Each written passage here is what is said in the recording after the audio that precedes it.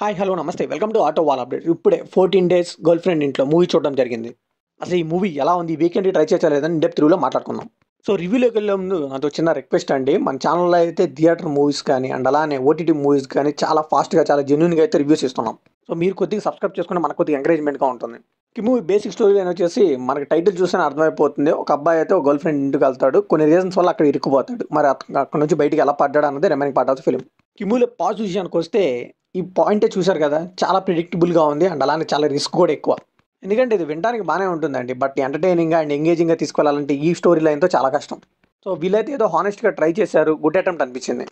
Main లీడ్గా చేసిన అంకిత్ ఉన్నాడు కదా, అదేనండి మన మారుతినగర్ సుబ్రహ్మణ్యంలో ఉంటాడు కదా ఆ అబ్బాయి. ఇక్కడైతే కొద్దిగా కామెడీ వర్కౌట్ చేశాడు, ఆ అబ్బాయి వల్ల కొద్దిగా కామెడీ సీన్స్ వర్కౌట్ అయినాయి. ఇంకా టెక్నికల్గా కూడా ఈ మూవీ పెద్ద స్ట్రాంగ్ ఏం అనిపించదండి, సోసోగా అనిపించింది. కిమ్ములో నెగిటివ్ విషయానికి వస్తే నేను ముందుగానే చెప్పాను కదా, స్టోరీ లైన్ చాలా ప్రిడిక్టబుల్గా ఉంటుంది. బట్ ఈ స్టోరీలో ఏంటంటే ఒక మెయిన్ లీడ్ క్యారెక్టర్ అనేది బాగా సీరియస్ టెన్షన్లో ఉండాలి. అలానే మంచి ఛాలెంజెస్ పెట్టుంటే మాత్రం చాలా బాగా వర్కౌట్ అయ్యేది. అన్ఫార్చునేట్లీ ఈ మూవీలో చేయలేదు.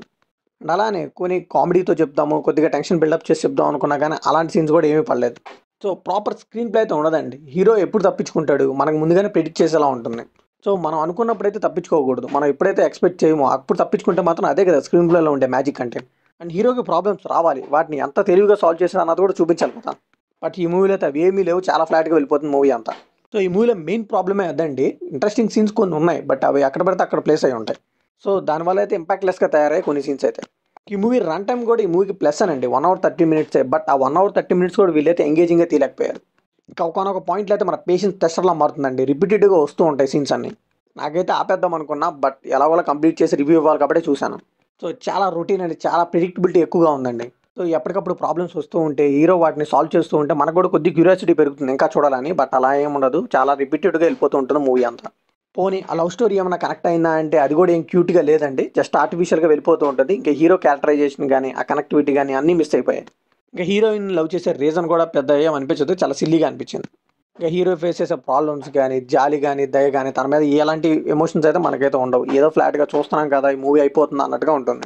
దీనితో ప్రీ క్లైమాక్స్లో ఒక ట్విస్ట్ ప్లాన్ చేసుకున్నారు. క్లైమాక్స్ అయితే ఎమోషనల్ తెంచేద్దాం అనుకున్నారు, బట్ ఏది వర్కౌట్ అవ్వలేదు, ఇంపాక్ట్లెస్గా తయారయ్యాయి. సో కంప్లీట్గా ఏదో ఒకటి మడత పెట్టి ఓటీటీకి అమ్మేద్దాం అన్నట్టుగా ఉంటుంది మూవీ అంతా. సో ఫైనల్గా ఈ మూవీకి మన వచ్చే వడ్డీకి ఇట్స్ అండ్ ఫర్గెటబుల్ మూవీ అని చెప్పాలి. చాలా డిసప్పాయింట్ చేసింది, మీరైతే ఈ మూవీ ట్రై చేయాల్సిన పని లేదు. సో ఇది కంప్లీట్లీ నా ఒపీనియన్ మాత్రమే. మరి ఈ మూవీ మీకు అనిపిస్తుంది కావాలి షేర్ చేసుకోండి, లైక్ చేయండి, షేర్ చేయండి, వెళ్ళే ముందు సబ్స్క్రైబ్ చేసుకోండి.